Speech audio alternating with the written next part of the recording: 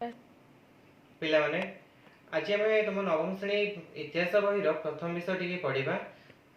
विषय नाम हूँ विश्वर केतेक गुरुत्वपूर्ण अग्रगति व world some major developments. Asia और आफ्रिकार उपनिवेशवाद किपरि भाव में होता तारी उपरे आज आम जाना। उपनिवेश आक्षरिक अर्थ हो विदेशस्थ आवास। कौन अंचल प्रवासी मान बसति स्थापन को एक स्वताधिकार राज्य मन कर मातृदेशर लाभपाई कार्य लगाइबा होउछि उपनिवेशवाद। वाणिज्य व्यवसाय उन्नति, आर्थिक समृद्धि, साम्राज्य विस्तार और धर्म प्रचार उपनिवेशवादर मुख्य लक्ष्य थिला। उपनिवेशवाद प्रथमे 16 शताब्दी रे आरंभ होइथिला। यूरोपीय राष्ट्र माने पृथ्वीर विभिन्न अंचल रे निज देशर उपनिवेश मान स्थापन करथिले।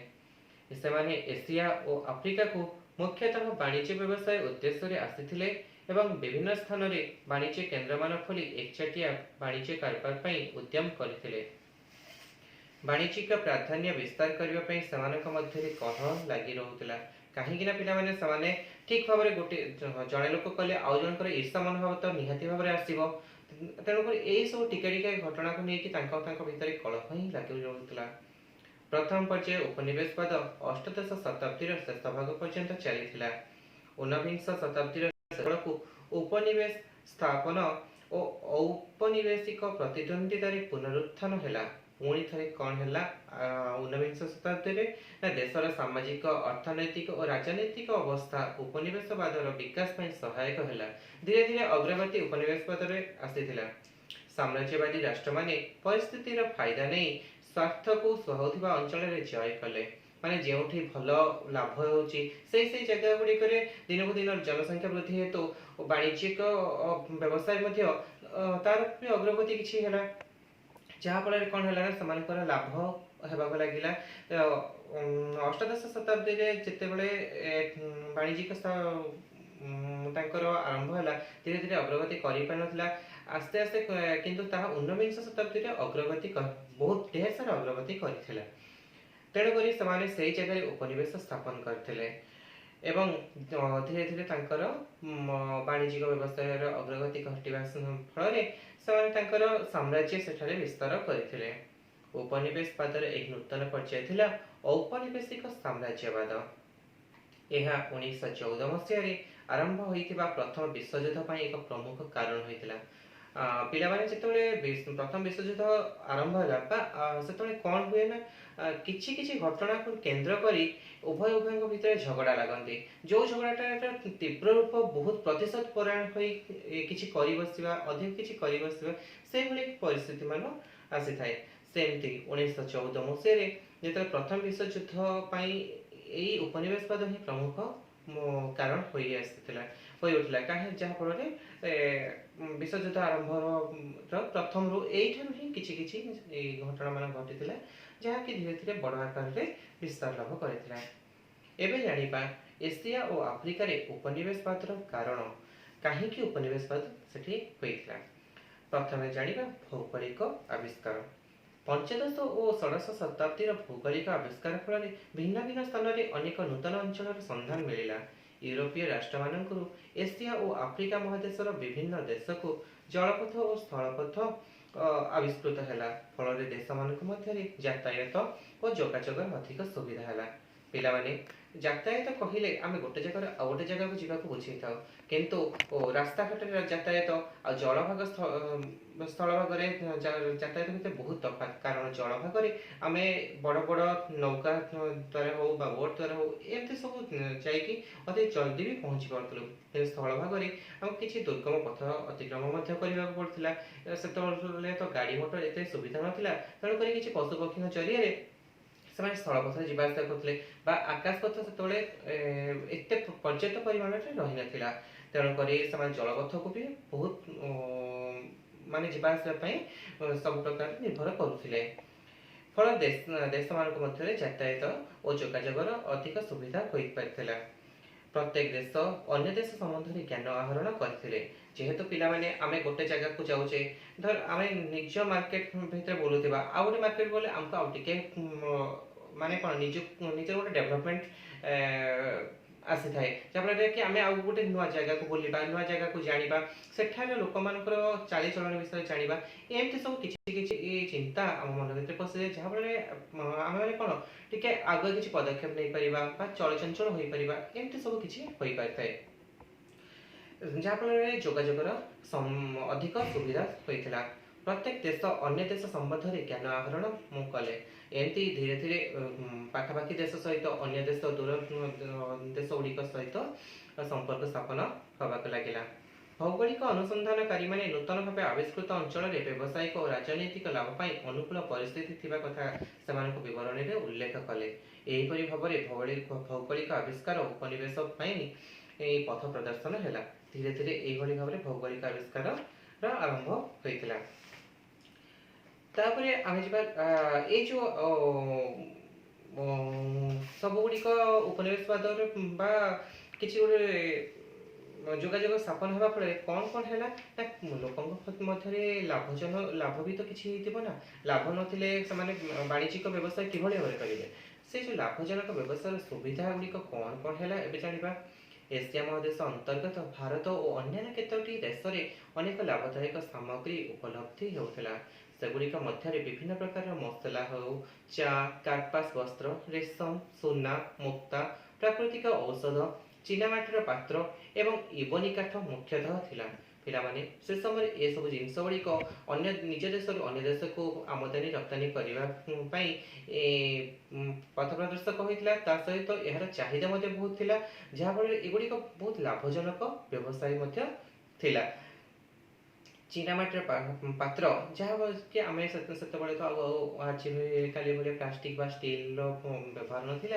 चीनामाटर पात्र द्वारा से घर घर उपकरण जिनस गुड़िक व्यवहार करें यही सामग्री गुड़िक एशियार विभिन्न अंचल संग्रह कर यूरोपीय व्यवसायी माने सेमानक देश में विक्रय कर प्रचुर लाभ पाइले सेहीपरि आफ्रिका महादेशर सुना हीरा तंबा मूल्यवान काठ हाथीदांत रबर और यूरानियम प्रभृति द्रव्य यूरोपीय व्यवसायी को यथेष्ट लाभवान करथिला आफ्रिकार दास व्यवसाय सबुठारु बेसी लाभदायक थिला यूरोपीय दास व्यवसायी माने प्रत्येक मासरे बहु संख्यक अफ्रिकीय को दास अमेरिका को रप्तानी कर बहुत लाभवान हेले पर्तुगाल स्पेन हॉलैंड फ्रांस प्रभृति यूरोपीय राष्ट्रगण एशिया और आफ्रिका लाभजनक व्यवसाय द्वारा आकर्षित होई सेठारे उपनिवेश मान स्थापन तीव्र प्रतिद्वंदिता लगी पड़े जेहेतु निज व्यवसाय को बढ़ाइबा से लक्ष्य रहा तेणुक कौन ना अन्य माने निज व्यवसाय किभଳି भाव बढ़िबो लोक चाहिदा जे किभଳି भाव से डिमांड को पूरण करेंगे से विभिन्न प्रकार प्रथा अवलंबन कले जहाँ फल उपनिवेश मान तीव्र उपनिवेश मान स्थापन तीव्र प्रतिद्वंदिता जो है लगे पड़े बहुत चिंता भाव चिंता करी निज व्यवसाय को किभଳି तार व्यवसाय अग्रगति हो पार बहुत से चिंता करते सक्सेस पाई बहुत लाभजनक व्यवसाय होता एवं जी शिल्प विप्लव कहले आम कौन बुझू ना अष्टादश शताब्दी प्रथम भागर विंश शताब्दी पर्यंत अनेक नूतन यंत्र उद्भावन होता सही यंत्र साहाय्य कलकारखाना मानक अल्प श्रम और समय विनिमय दैनंदिन व्यवहृत द्रव्य मान उत्पादन वृद्धि जो मनुष्य जीवन यापन परिवर्तन घटिला यह शिल्प विप्लव कहुए इंग्लैंड ठारे आरंभ होता शिल्प विप्लव फल विभिन्न जिनिसर उत्पादन वृद्धि पाइला निज देश चाहिदा ठारू उत्पादित द्रव्यर परिमाण अधिक होबारु स्वल्प मजूरी जो अधिकांश लोक क्रय करने क्षमता दुर्बल थी अधिक उत्पादित द्रव्यर विक्रय देश बाहर बजार आवश्यकता पड़ा से समय एशिया और आफ्रिकार शिल्प विप्लव हो नाला तेणु सेठारे उत्पादित द्रव्यर परिमाण में कौन परिवर्तन हो नाला छड़ा पाश्चात्य देश उत्पादित होता केतेक द्रव्य ए दुई महादेश उत्पादित होता फल विभिन्न प्रतियोगिता यूरोपीय राष्ट्र देशर चाहिदा ठारू अधिक उत्पादित द्रव्यर विक्रय एशिया और आफ्रिकार बजार सृष्टि करने सहज है यह व्यतीत यूरोपीय देशगुड़िकर शिल्प आवश्यक होता कंचामाल यथा कोयला लुहा टीण सुना तंबा तैल प्रभृति एशिया और आफ्रिकार यथेष्ट परिमाण में उपलब्ध है पिलामाने समस्त पाखे तो ठीक भाव में पैसा नथिबो जे ए सब जिंस किणी निजर चाहिदा पूरण करबा। तेणुक एथिपाई शिल्प विप्लव देखा देइथिला, जहाँ फल जदि है जो मैंने वाणिज्य करुले से कौन करेंगे, जेहेतु तो स्वल्प रोजगार लोक मैंने एसबू जिन नहीं पारे से कौन कले अन्य देश निर्भर कले। अन्य देश जो अन्य देश ए देश निज देश जमी किसी धनी लोक धनी श्रेणी लोक थे अन्य देश भी धनी श्रेणी लोक मैंने थे। तो अन्य देश जिते यही सब जिन गुड़िक चाहिदा से चाहूले अधिक टंका दे अधिक श्रम दे ये सब जिन सहज कि नहीं पारे, जहाँफल जो मैंने वाणिज्यिक व्यवसाय करते अत्यंत लाभ है। तेणुक किंतु कम श्रम करुवा मूल्य मजूरी लगुवा लोक ये सब जिनसर आवश्यकता पाई पारे ना, कारण से आर्थिक सहायता नाला। बर्तमान आम जाना परिवहन और जोगाजोग उन्नति। तो परिवहन और जोगाजोग उन्नति किभली भाव में आसाला ना से बाष्पीय जहाज उद्भावन द्वारा यूरोपीय देश मान जलपथर एसीय और आफ्रिकीय अंचल को जिनपतर परिवहन करने सहज और शीघ्र है। से तो गाड़ी मोटर एत सब जिन ना किंतु बाष्पचालित इंजिन बाहर प्रथम करी से बाष्पचालित इंजिन माने कौन हुए जिनपतर परिवहन करने सहज शीघ्र होता। जलपथ स्थलपथ और रेलपथ निर्माण फल आभ्यंतरीण अंचल कंचामाल परिवहन करने और उत्पादित द्रव्यर रप्तानी आमदानी सुविधा है। तापर कौन होता जलपथरे तो जहाँ जाऊला रेलपथ निर्माण है। रेलपथ निर्माण होगा फल कौन है गोटे जगार आ गोटे जगह को जीवा सहज हो पारा अधिक रु अधिक थर जिनस जापारा, जहाँफल उत्पादित द्रव्यर रप्तानी एवं आमदानी बहुत सुविधा होता। पे तुम किसी जानी पिलाने अष्टादश शताब्दी प्रथम भाग में इंग्लैंड वैज्ञानिक न्यू कमेन बाष्प इंजिन उद्भावन करते। 1769 मसीह जेम्स वाट यह अधिक उन्नत करते, माने जहाँ भी प्रथम रू तैयारी करा जाइथिबो से आउ किछि अधिक जंत्रपाति खंचा जाए किभली भाव सुविधा हो पारिबो बा आउ किछि ए बळका जिंस जहाँ रही जाइथिबो आउ किछि अग्रगति हो पारिबो से आउ किछि जिंस जंत्रपाति देई से नूतन भाव में यार उन्नत करथिले। 1814 मसीह जॉर्ज स्टीफेनसन प्रथम बाष्पचालित रेल इंजिन निर्माण करथिले एवं 1830 मसीह रॉकेट नामक प्रथम रेलगाड़ी लिवरपूल ठारू मैनचेस्टर पर्यंत चलीथिला।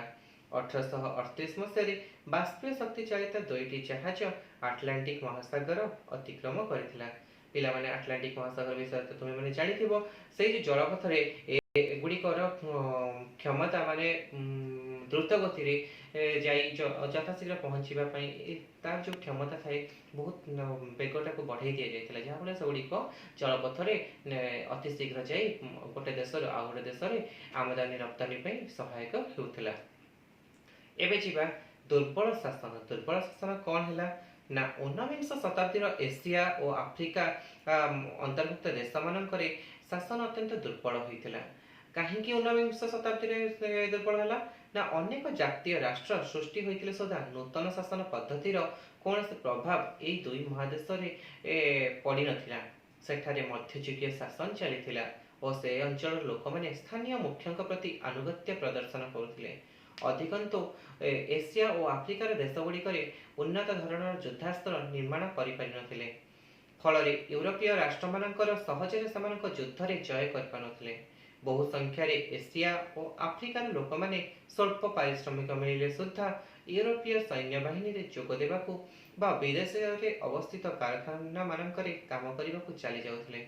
फल दुई महादेश सैन्य बाहिनी लोक दुर्बल है।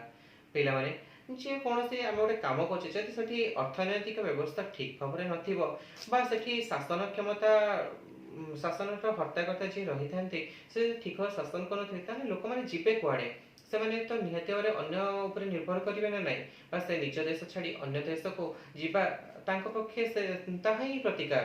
तो तेणुक से जेहेतु अन्य देश को चलीगले निजर गुजराण मेटाइवाई कौन हम ना निश्चित भाव में लोक बड़ कमिज सेमती होता लोक बड़ कमिज जो कौन दुर्बल शासन व्यवस्था दुर्बल धीरे धीरे देखा कला, जहाँफल बहुत सैन्य बाहिनी कमिगले एवं एते परिमाण में पारिश्रमिक से न पाइबा जो कौन है सैन्य बाहिनी जोग देवाई ପଳେଇ ଯାଉଥିଲେ। ତାପରେ ଯିବା ଆମେ ପିଲେ ଧର୍ମ ଓ ସଂସ୍କୃତିର ପ୍ରଚାର। ଯେହେତୁ ଯେତେବେଳେ ମଧ୍ୟଯୁଗ ସରି ସରି ଆସିଲା ବେଳକୁ ଧର୍ମ ସଂସ୍କୃତିର ପ୍ରଭାବ ବହୁତ ବିସ୍ତାର କରିଥିଲା।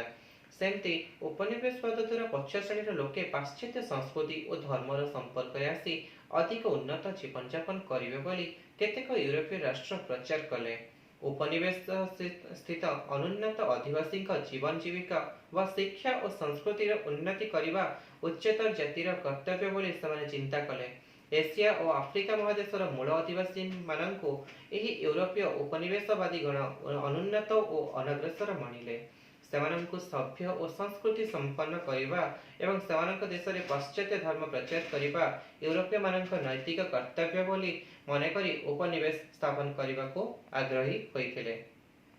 ତାପରେ କ'ଣ ହେଲା ନା ବହୁତ ଗୁଡ଼ିଏ ଅନୁକୂଳ ପରିସ୍ଥିତି ମଧ୍ୟ ଘଟିଥିଲା, ଯାହାକି ଏସିଆ ଆଫ୍ରିକାର ସାମରିକ ବା ବାଣିଜ୍ୟିକ ଗୁରୁତ୍ୱ ଓ ଅବସ୍ଥିତି ଅନେକ ୟୁରୋପୀୟ ରାଷ୍ଟ୍ରଙ୍କୁ ସେଠାରେ ଉପନିବେଶ ସ୍ଥାପନ ପାଇଁ ଆକୃଷ୍ଟ କରିଥିଲା। ଯାହାହେଲେ ବି ଅନୁକୂଳ ପରିସ୍ଥିତି ମାନେ ଗୋଟେ ଶାନ୍ତ ପରିବେଶ ମଧ୍ୟ ସେଠି ଗଠନ ହୋଇଯାଇଥିଲା, ଯାହାଫଳରେ କ'ଣ ହେଲା ନା ଏସବୁ ଜିନିଷ ଗୁଡ଼ିକ କରିବା ପାଇଁ ଅନୁକୂଳ ପରିସ୍ଥିତି କରିବା ପାଇଁ ସହାୟକ ହୋଇଥିଲା। ଆଫ୍ରିକାର ଦେଶମାନଙ୍କରେ ଶିଳ୍ପୀ ଓ କାରିଗରମାନେ ଅନୁନ୍ନତ ପଦ୍ଧତିରେ ବିଭିନ୍ନ ସାମଗ୍ରୀ ନିର୍ମାଣ କରୁଥିବାରୁ ଲୋକଙ୍କ ଆବଶ୍ୟକ ଚାହିଦା ମେଣ୍ଟାଇ ପାରିଲେ ନାହିଁ।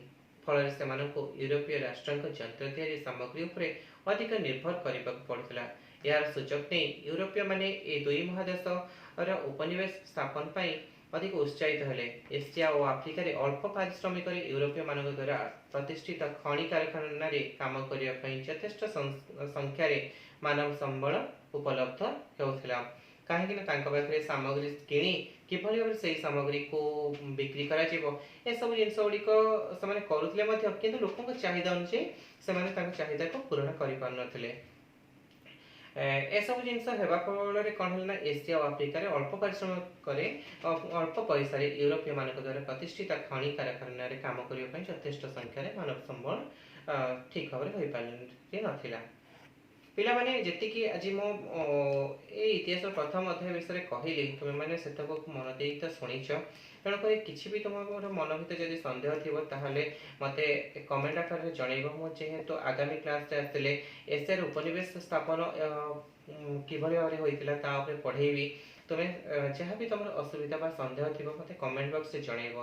ଠିକ୍ ଅଛି, ଆଜି ପାଇଁ ଏତିକି ରହିଛି। ତାହେଲେ ଆସନ୍ତାକାଲି ଆମେ ପୁଣି ଥରେ ଆଗକୁ ଯିବା।